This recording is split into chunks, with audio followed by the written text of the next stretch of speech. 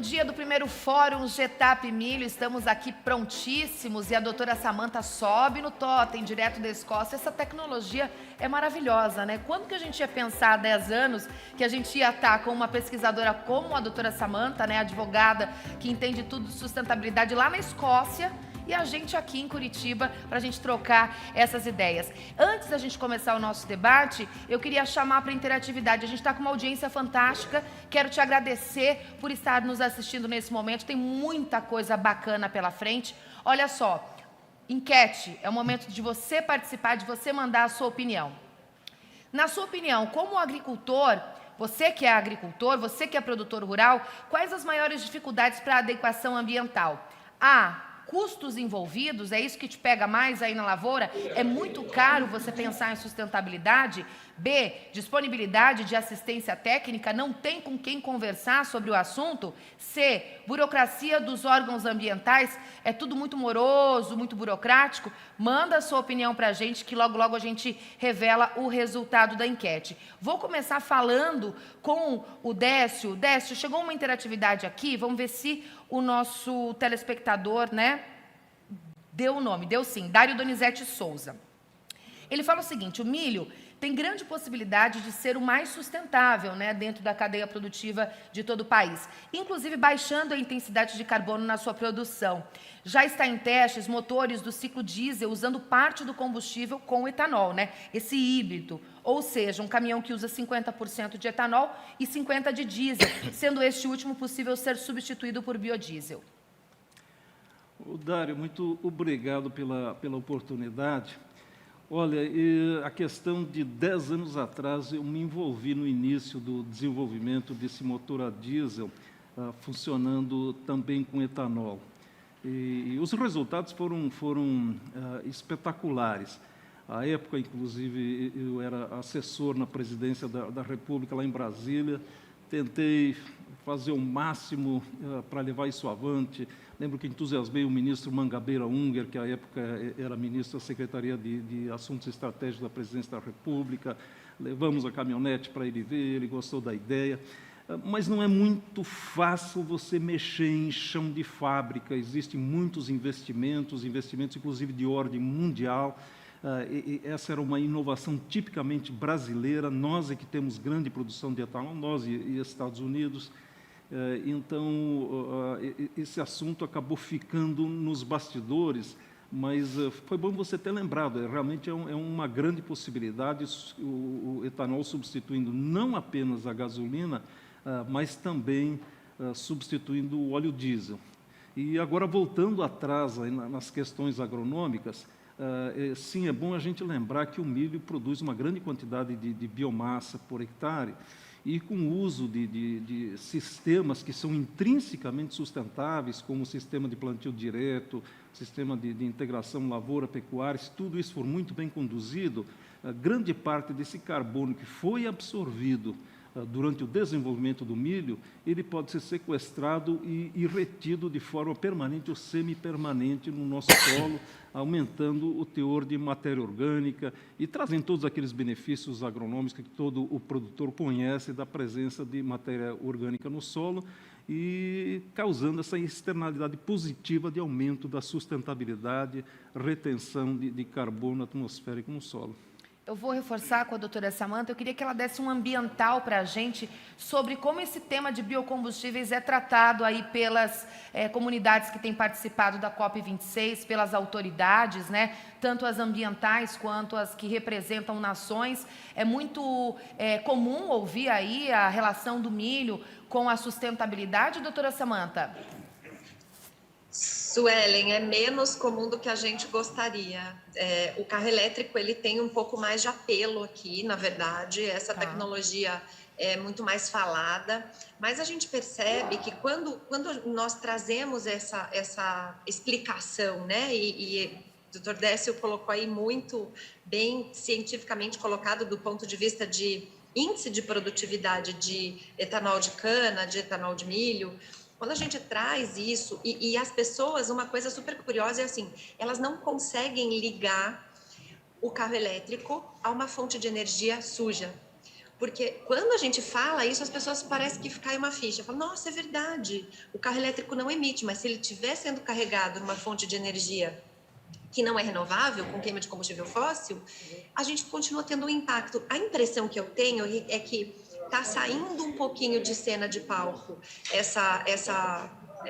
esse protagonismo do carro elétrico, estão pensando nas externalidades e não só do antes, né? De como que você abastece esse carro, mas depois que essa bateria perde o seu tempo útil de vida, para onde vão os metais pesados que fazem... A gente tem lítio ali dentro, a gente tem componentes muito difíceis de descarte depois.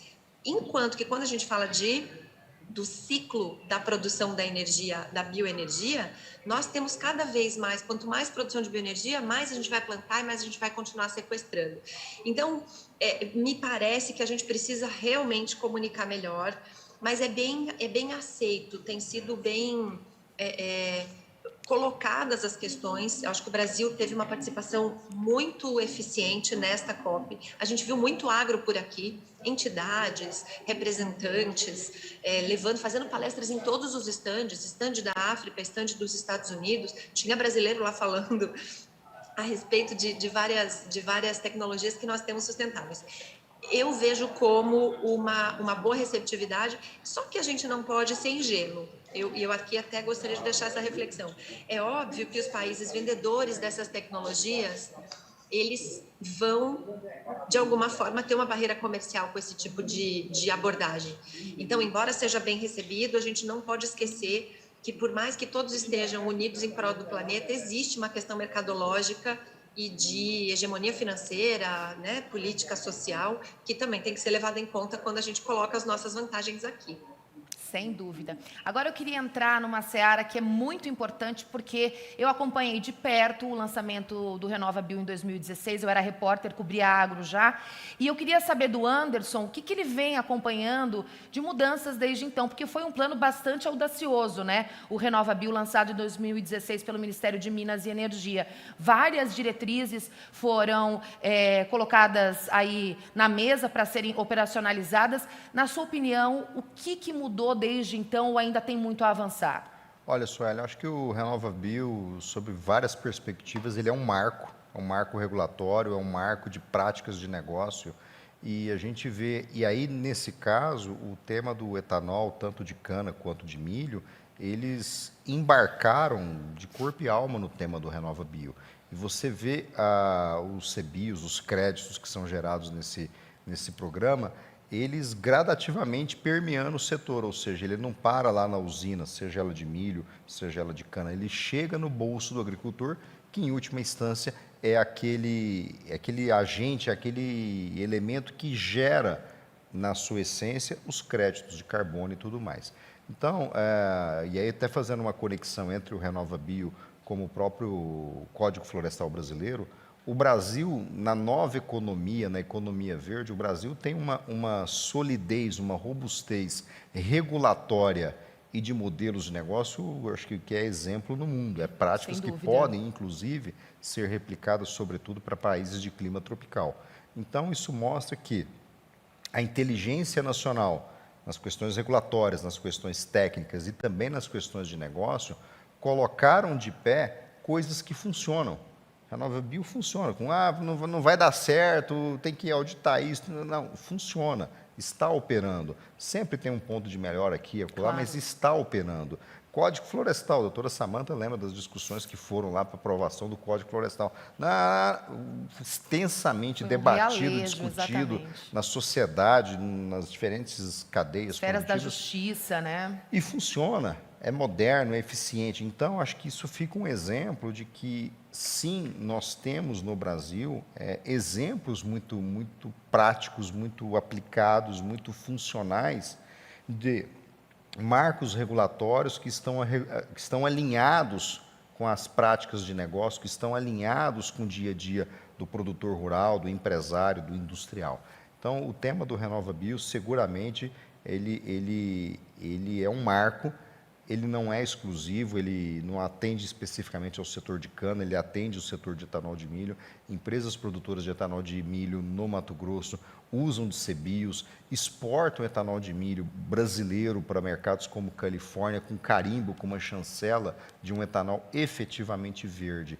Então, Sueli, assim, a leitura nossa é que, de novo, o Brasil, começando lá com o Proálcool na década de 70, mas o Brasil desenvolveu conhecimento extremamente robusto, forte no tema da bioeconomia, nas questões de regulamentação e práticas de negócio. Décio, você concorda com o Anderson nesse sentido? Você disse que trabalhou muito próximo do governo, né, em instituições de prática.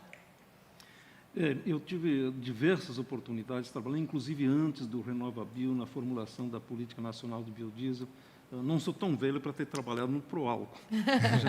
Já peguei a política pública andando. Mas não só concordo, como gostaria de aprofundar um pouco um tema que o Anderson colocou, que é o seguinte: a política pública, mais do que um farol, ela tem que ser um indutor, ela tem que ser um empurrador do mercado, das cadeias, ela tem que apontar para frente, e mesmo que possa parecer no início que não vai dar certo, que é muito ambicioso, eu acho que isso é função da política pública, ser ambiciosa, colocar na frente, capturar a oportunidade, a visão da oportunidade e colocar à disposição do mercado os agentes, os elos das cadeias, essas oportunidades. E no caso do RenovaBio, até certo ponto foi isso que aconteceu, foi um shift, foi um impulso na área de etanol, de cana, de milho, na própria área de biodiesel.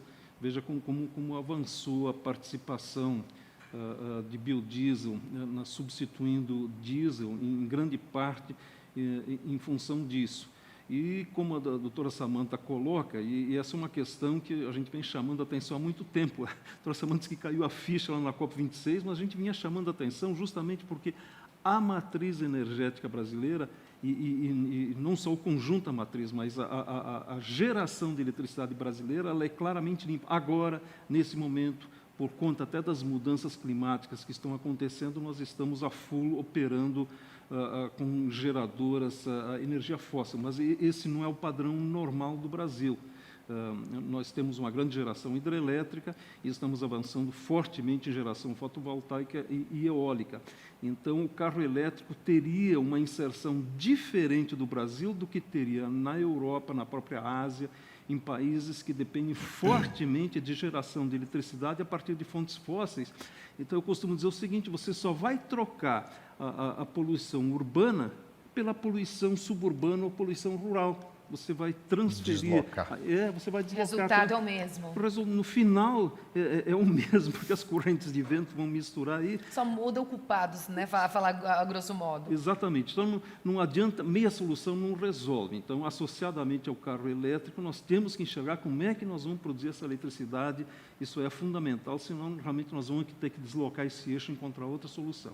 Doutora Samantha, vamos para a Escócia, vamos lá para a COP26.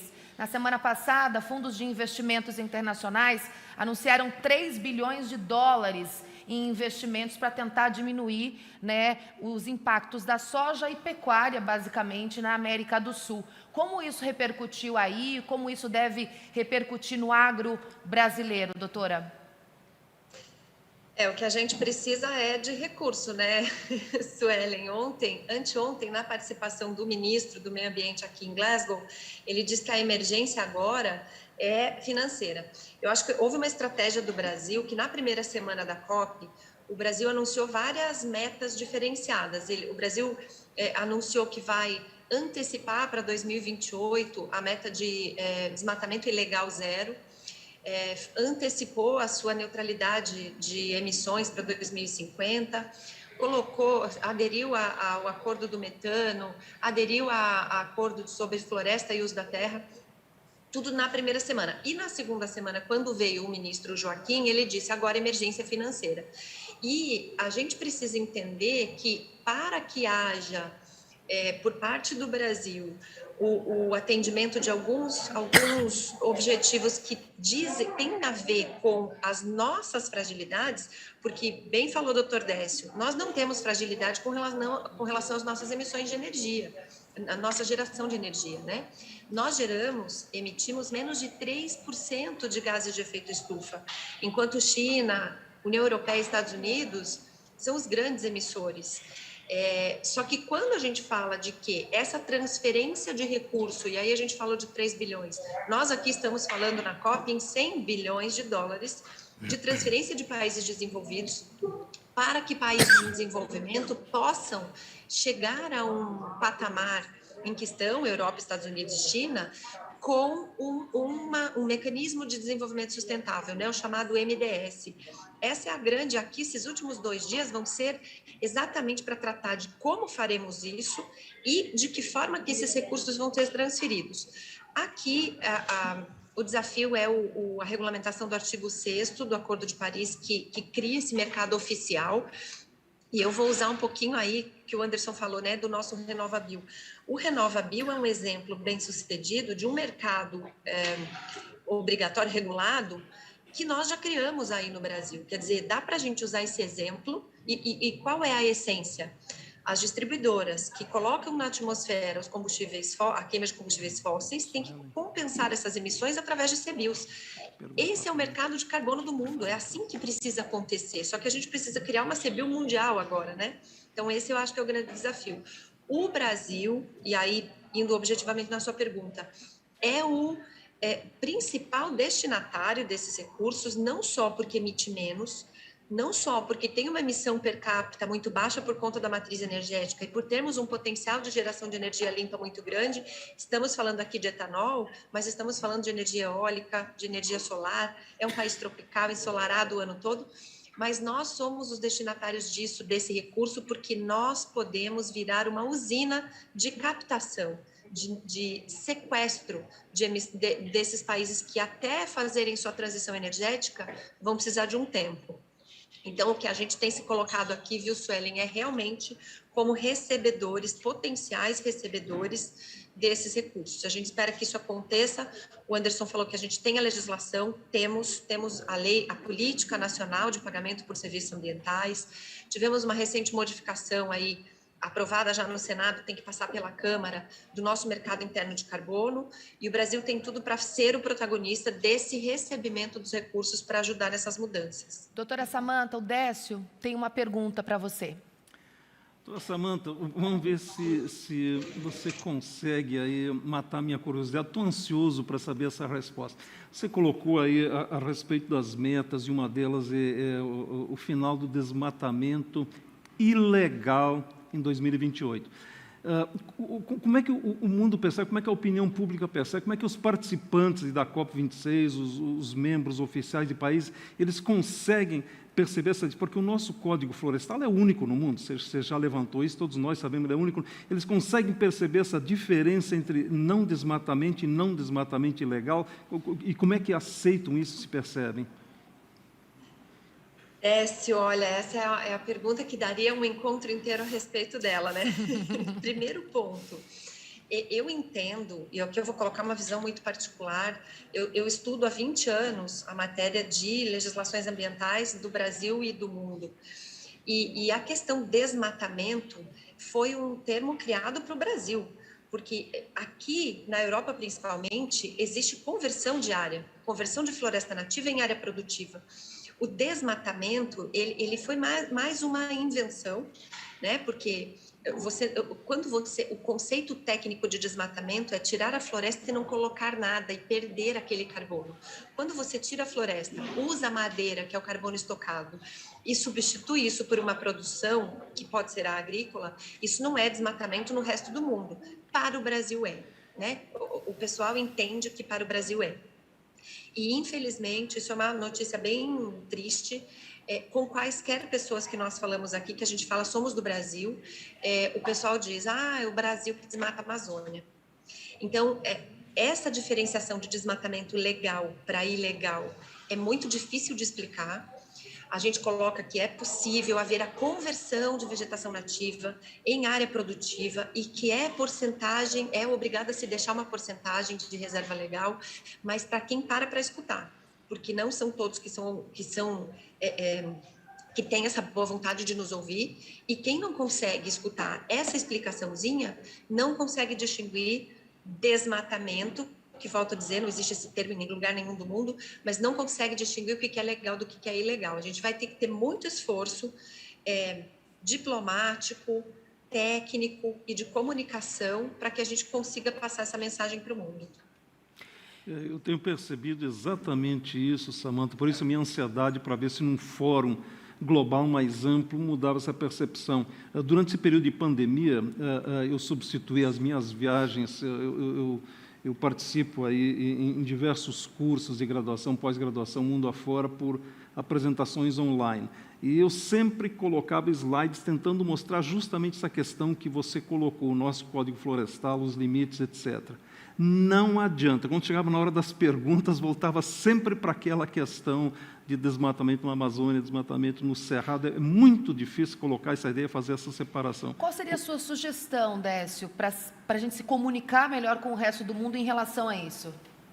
Jornalismo, comunicação. É uma pergunta de 1 bilhão, quiçá 100 bilhões de reais. Né? Comunicação, venda de imagem, isto não é uma revolução, nós não vamos mudar isso da noite para o dia, é uma construção permanente, principalmente, como você como boa jornalista sabe disso, você nunca pode cair em contradição, você tem que fazer uma comunicação com credibilidade. Então, o Brasil não pode cair nessa de dizer nós temos um código florestal altamente exigente, o mais severo do mundo, nós protegemos 65% do território, só usamos 7,2% do nosso território para a agricultura, se nós permitimos, como permitimos nos últimos 2 anos, crescimento, avanço de desmatamento e incêndios na floresta amazônica, no Cerrado, Pantanal. Não interessa bem qual é a causa, se era para conversão ou não era.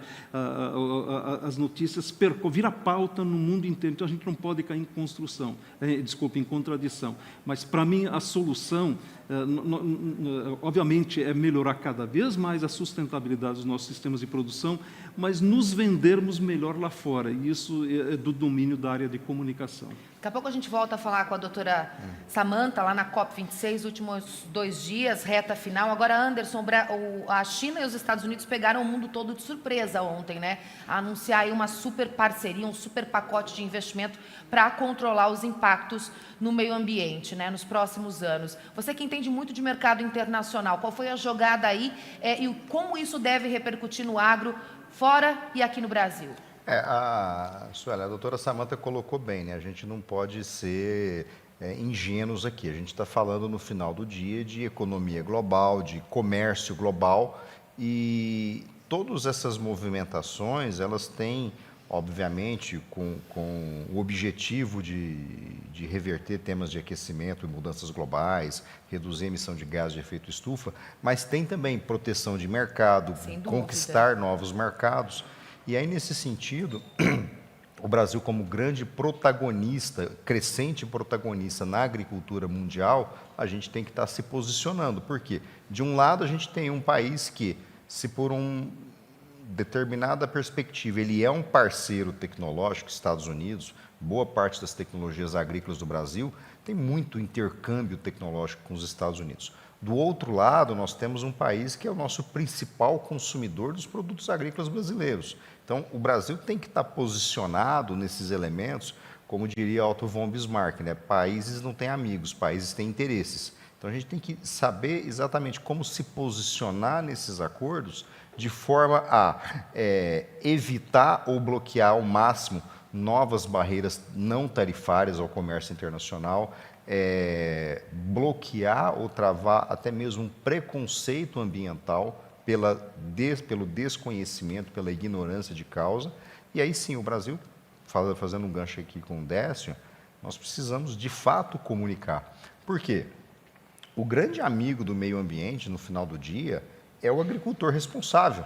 Porque um agricultor que não é responsável com o seu microambiente ali, a sua área, eu digo, numa construção de perfil de solo, numa preservação do solo contra a erosão, com curvas de nível e tudo mais, esse agricultor ele sabe que ele está no médio e longo prazo destruindo o seu principal ativo. Está fadado a acabar, exatamente. né? Então, essa visão até meio romântica, trágica, de que o agricultor destrói o meio ambiente, ela não tem base na realidade, porque o agricultor precisa do meio ambiente. Essa visão extrativista, que lembra um pouco a mineração, que você vai lá e abre uma mina, tanto que quando a gente faz análise financeira de projetos, uma fazenda ela tem valor infinito, porque ela nunca para de gerar caixa. Quando eu vou fazer uma análise financeira de uma mina, por exemplo, uma mina qualquer, minério, o valor residual desse investimento não é zero, ele é negativo, porque você tem que corrigir todo o dano ambiental, todo o impacto ambiental daquela atividade, daquele empreendimento econômico. Então, voltando ao tema do acordo / parceria China e Estados Unidos, e olha como isso é curioso do ponto de vista da geopolítica. Se no mesmo dia China e Estados Unidos estão se alinhando num discurso, numa meta de melhoria de resultados ambientais, no mesmo dia eles estão em zonas de atrito, no Estreito de Taiwan, estão em zonas de atrito em guerra comercial. Então, isso é o mundo da geopolítica. E agricultura, o secretário de Agricultura americano da década de 70, não me lembro bem o nome dele agora, ele falava que era o food weapon, né, a arma alimentar. A agricultura também pode ser usado dentro de um jogo de geopolítica. Então, o Brasil, como a potência emergente agroalimentar, não pode passar despercebido desses temas. Doutora Samantha, queria saber como é que foi a repercussão desse anúncio aí de união, né, / entendimento, China e Estados Unidos, eles que são aí de maneira nenhuma velada, concorrentes comerciais, viveram uma guerra comercial, ainda vivem em alguns setores, né, em relação à tecnologia principalmente. Como é que o mundo recebeu essa notícia e como ela ecoou aí na COP26? Olha, para nós aqui teve duas leituras, né? O secretário John Kerry, né, que está aqui fazendo as negociações pelos Estados Unidos, na semana passada foi muito criticado junto com a China. Houve o acordo do carvão aqui, para se acabar com o carvão como fonte de energia. E nesse acordo, o Brasil foi signatário desse acordo, mas os principais usuários dessa fonte são a China e os Estados Unidos, e eles ficaram de fora. A Rússia também não assinou, então dos países do BRICS entrou o Brasil. Quando esse acordo repercutiu muito mal aqui, a não participação da China e dos Estados Unidos, veja como a gente fala da guerra da comunicação. Imediatamente o John Kerry foi para conversar com o diplomata chinês, para que houvesse um entendimento, e agora, imediatamente para essa semana, eles fizeram esse anúncio de parceria para, genericamente, sem mostrar através de que ferramentas, vão lutar conjuntamente por uma melhoria climática. Espera aí, se vocês não entraram num acordo que prevê até 2040 a eliminação do carvão como um combustível, como um gerador de energia, e aí fizeram um anúncio logo depois, porque vão brigar, me parece uma coisa muito de imagem, meramente de comunicação. E hoje a gente tem não repercutiu bem para quem não entende, né? Repercutiu bem do ponto de vista público, mas dentro das salas de discussão, a cobrança para os Estados Unidos e para a China ok, e quais são as ferramentas? Em que tempo? Cadê o cronograma? Em que consiste essa parceria? Ou realmente é só para fazer bonito aqui num anúncio? Então, não foi uma coisa muito bem recebida por quem está discutindo dentro das salas quais são os objetivos claros de cada um dos compromissos assumidos pelos países. Perfeito, doutora Samantha. Agora eu quero saber do Décio. Como é que você recebeu essa notícia e de que forma você acha que ele impacta você que tem um contato com pessoas do mundo inteiro, né, relacionados ao agronegócio? Na realidade, a leitura que a gente fez foi exatamente a mesma que a Samantha reportou. Ok, muito bom, muito bonito, but. Como? Quando? Porque nós precisamos saber quais são os meios, quais são as metas, qual é o cronograma, porque senão fica parecendo aí realmente que você só tentou abafar um pouco a má repercussão da não assinatura do carvão. Então, eu diria que o assunto fica aí em stand-by, aguardando justamente, ok, nós tínhamos esse protocolo de intenções, que pelo jeito foi decidido realmente na última hora, e agora vamos torná-lo prático e efetivo, dizendo as metas são A, B, C, D, E, o cronograma de implantação é esse, o cronograma físico-financeiro é esse, porque senão não faz muito sentido. Mas, se me permite, deixa eu só voltar um pouquinho antes, naquela questão da comunicação. Quando o meu amigo Blairo Maggi era ministro da Agricultura, nós fizemos um tour pela Europa, e o ministro Blairo Maggi é workaholics, ele começava a agenda às 7 horas da manhã, parava às 7 da noite, era meia hora, ele tinha uma agenda. E nós contatamos diversas autoridades, órgãos, parlamentos na Europa.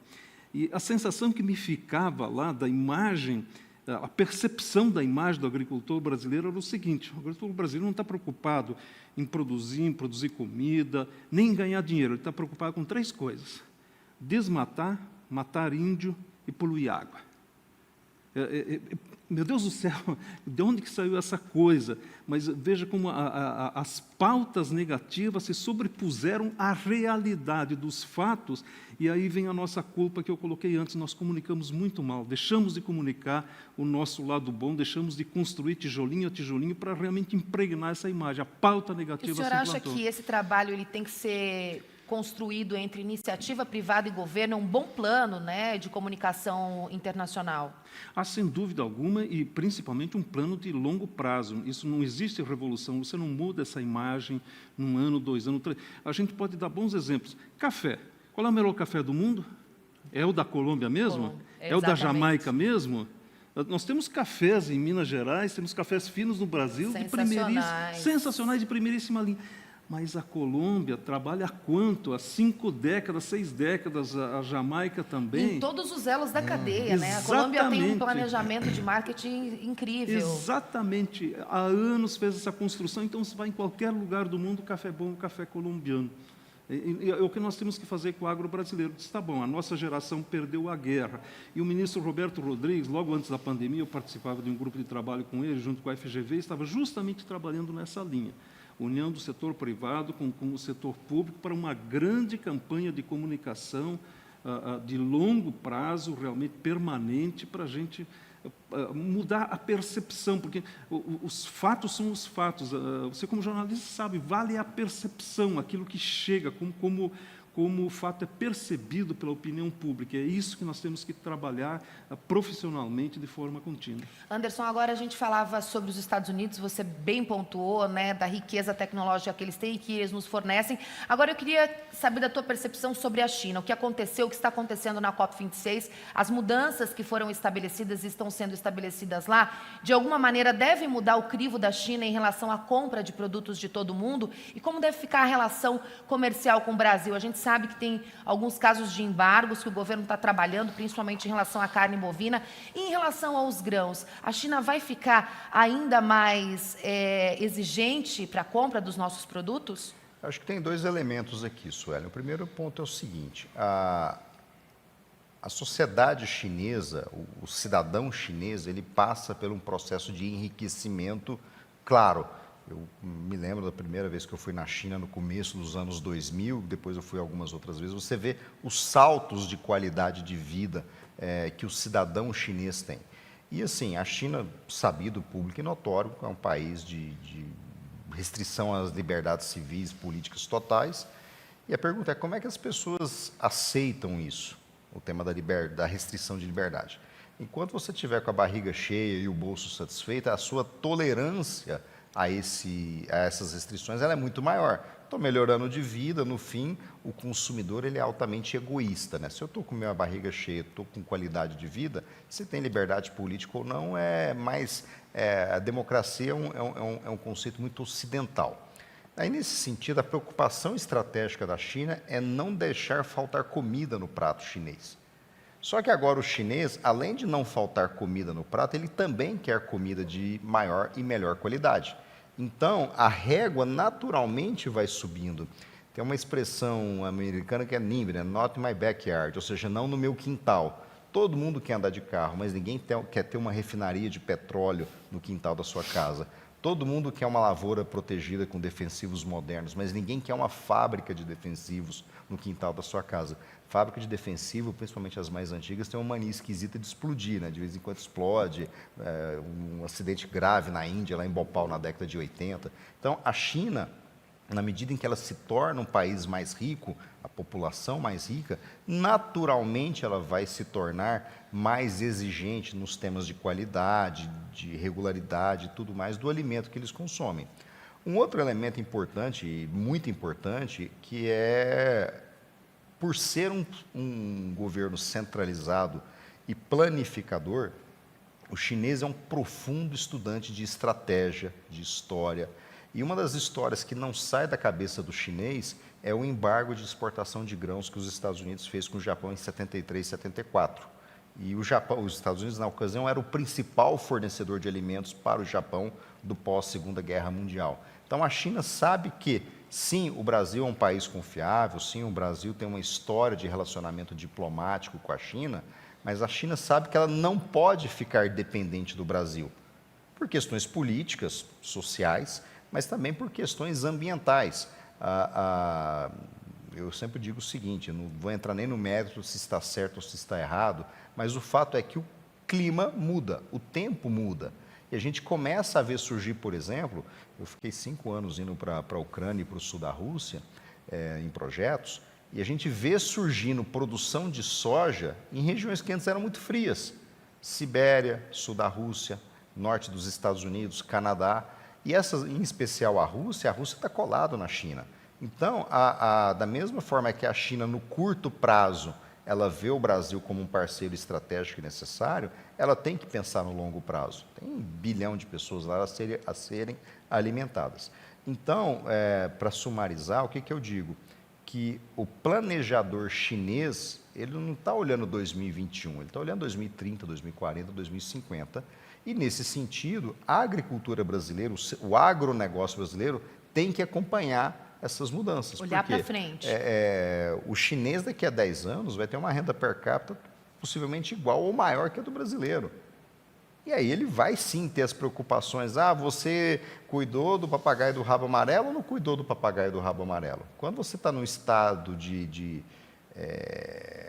fragilidade alimentar ou de renda, você é muito menos tolerante à qualidade daquilo que você come, daquilo que você bebe. Você não quer morrer de fome amanhã. Você não está preocupado se você vai passar mal daqui a 10 anos, ou se o papagaio está bem cuidado ou não está bem cuidado. Então, acho que o grande ponto de alerta para o agronegócio brasileiro é que competitividade não é um negócio dado, competitividade é um negócio dinâmico. As demandas, elas são dinâmicas ao longo do tempo. E a gente tem que estar muito alerta a esse tema. Momento interatividade aqui no Fórum Getap Milho. O Tiago mandou uma pergunta bem específica para o Décio, vou fazer daqui a pouquinho, vou pedir para a doutora Samanta segurar um pouquinho, que a gente volta lá para a COP26, porque a gente quer saber qual é a agenda, né, desses últimos 2 dias aí de encontro. O Georley Haddad disse o seguinte: como é bom respirarmos o nosso agro matinal, mesmo que nesse mundo virtual, né, ainda virtual, né, vamos torcer para que ele não seja mais virtual nos próximos meses. E ainda mais sobre o nosso futuro ouro agro. Boa definição, futuro ouro agro, o milho. Parabéns a todas as equipes e profissionais envolvidos neste evento. Orgulho para o setor do nosso agronegócio. Georley, um abraço para você, muito obrigada. Lembrando que a gente está com a nossa enquete aí rolando, bombando. Tem muita gente participando e a gente está perguntando. Na sua opinião, como agricultor, né? Você que é agricultor, ou pode dar a sua opinião também, se você está em outro elo da cadeia.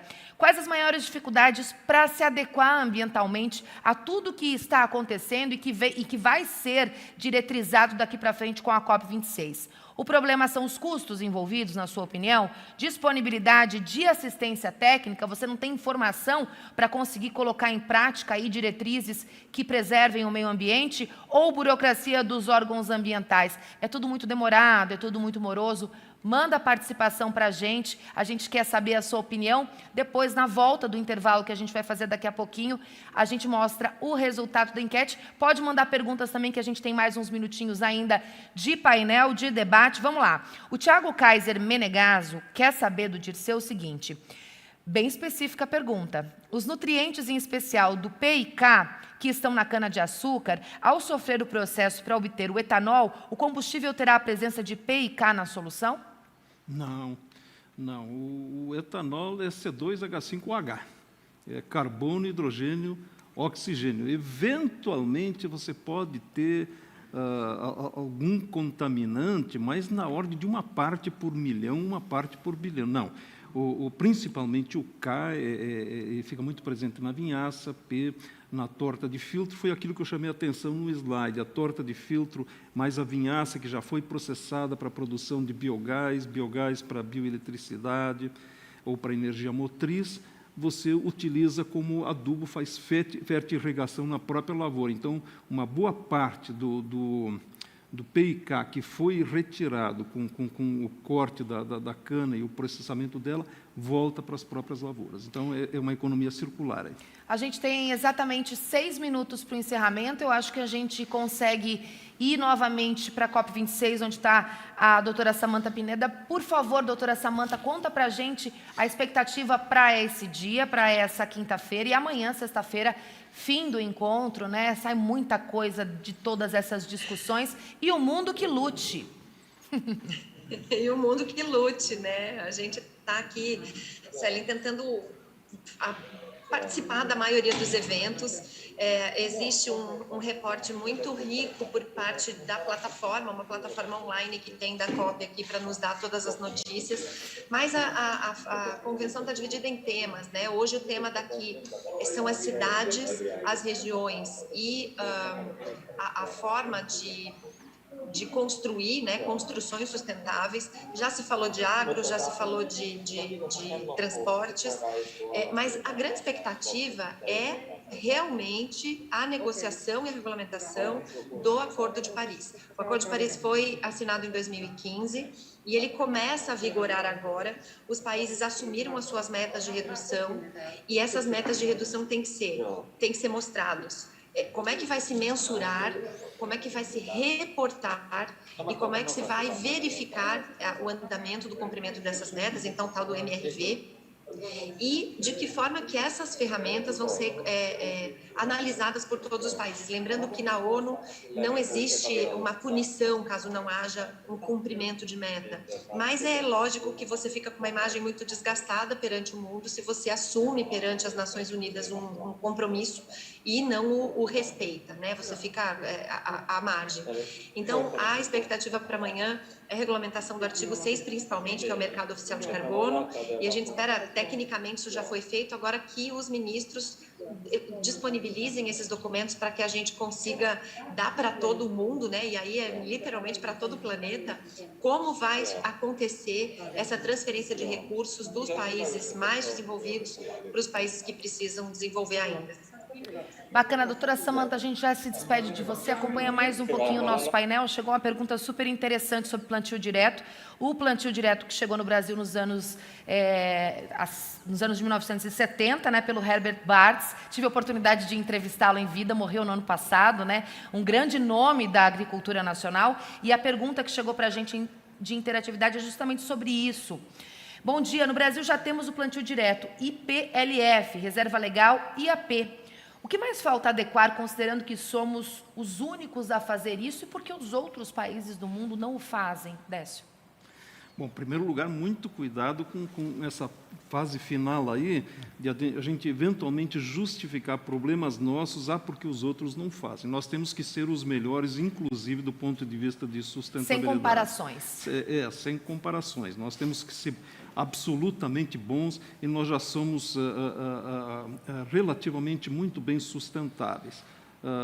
Herbert Bartz, eu acho que foi o primeiro agricultor que eu conheci quando saí novinho do curso de pós-graduação e a Embrapa me colocou lá em Londrina, Rolândia, do lado de Londrina. Rolândia, do lado de Londrina. Exatamente, e eu cheguei lá no finalzinho do ano e conheci Herbert Bartz, ainda com aquele sotaque alemão, e acompanhei. E a família toda vivendo e respirando a agricultura. Sim, a filha dele, aquela órbita muito interessante, né, de todo mundo realmente respirar a agricultura 24 horas por dia. Isso, mas veja bem, porque o Brasil seria, o agro brasileiro seria completamente diferente se não houvesse plantio direto. Uhum. Nós não teríamos toda a soja que nós temos, nós teríamos rios de erosão, à época... Principalmente no Paraná, né? No Paraná e em outros locais, olha, no Mato Grosso do Sul, você tem chuvas intensas. O meu coração, minha alma de agrônomo doíam à época, quando eu via aqueles riscos de erosão, imaginando, gente, quanto tempo isso vai durar, mais 5, 6 anos e acabou esse país. Plantio direto pôs um fim, foi uma solução. Nós ainda temos muita coisa, porque plantio direto é um sistema muito mais complexo do que simplesmente não mexer com o solo. Envolve, nós não temos tempo aqui, estamos finalizando, mas nós podemos melhorar muito o plantio direto. O ILPF, Integração Lavoura, Pecuária, Floresta, está começando agora. Esse segmento floresta, gente, é o que permite, por exemplo, ter a carne carbono neutro, que foi a grande discussão que a Samantha acompanhou lá, quanto foi discutido a questão das emissões de metano por bovinos. E se você não pode evitar o arroto bovino, que é o que emite metano, você pode compensá-lo com a floresta colocada dentro do sistema. Então, nós temos, sim, espaços para melhorar. A nossa legislação florestal é a mais severa do mundo. Ótimo que assim o seja, porque nós estamos conseguindo, graças a Deus, e muito bem ocupando aí 7,2% do nosso território, não precisamos ir além. E aí eu só posso cumprimentar meu amigo Anderson Galvão por essa iniciativa do GETAP. Gente, produtividade, 1% a mais de produtividade é 1% a menos de expansão diária. Entende? Então, se nós investirmos em produtividade, nós estamos ganhando em sustentabilidade. Então, nós temos como prosseguir com produtividade, nós podemos ainda melhorar muito a prática do plantio direto, nós precisamos expandir a área de LPF, realmente cumprir a nossa legislação florestal, nós ainda podemos ser ainda mais sustentáveis do que somos, sim. Daqui a pouco eu vou para as considerações finais do Anderson e da doutora Samantha, mas o Guilherme Câmara tem uma dúvida relacionada à Embrapa, eu acho que falar em Embrapa é falar em Décio, né? Guilherme Câmara, bom dia. No consórcio Cana mais Milho, criado e lançado pela Embrapa recentemente, qual a quantidade produzida de cana e de milho por hectare? Confesso que você me pegou agora. Guilherme, você conseguiu pegar o Décio. É. Isso é raro, pegar Décio Gazzoni não é fácil. Não, você me pegou. Eu realmente não tenho esses números de cabeça, é um processo relativamente novo. Eu não sei se Anderson tem esse número também. Não tenho, mas sabendo que a renovação de canavial se dá a cada 5 anos, olha, eu arrisco dizer que ficaria aí na faixa 17%, 18%. Vou fazer um desafio aqui, a gente vai tentar levantar e no final da transmissão a gente te responde, tá bom, Guilherme? Combinado? Anderson, vamos para as considerações finais, a gente tem um minutinho para se despedir da doutora Samantha, do Décio. Como é que você avaliou esse painel? Que bacana, que gostoso, o pessoal está elogiando muito. Eu aprendi demais. Olha, Sueli, é aquilo que a gente veio muito teclando, né, batendo nessa tecla. O agricultor brasileiro, ele precisa, não é que ele tenha opção, ele precisa ser sustentável, como o Décio falou. Sem plantio direto, sem preservação de APP, sem todos esses elementos, nós não teríamos uma agricultura que a gente tem hoje no Brasil. Então, não é uma opção, é uma necessidade. Porém, também é a necessidade o tema da comunicação. E eu acho que dentro do próprio setor, acho que a gente tem que, às vezes, tomar o cuidado de não cair na pregação para convertidos.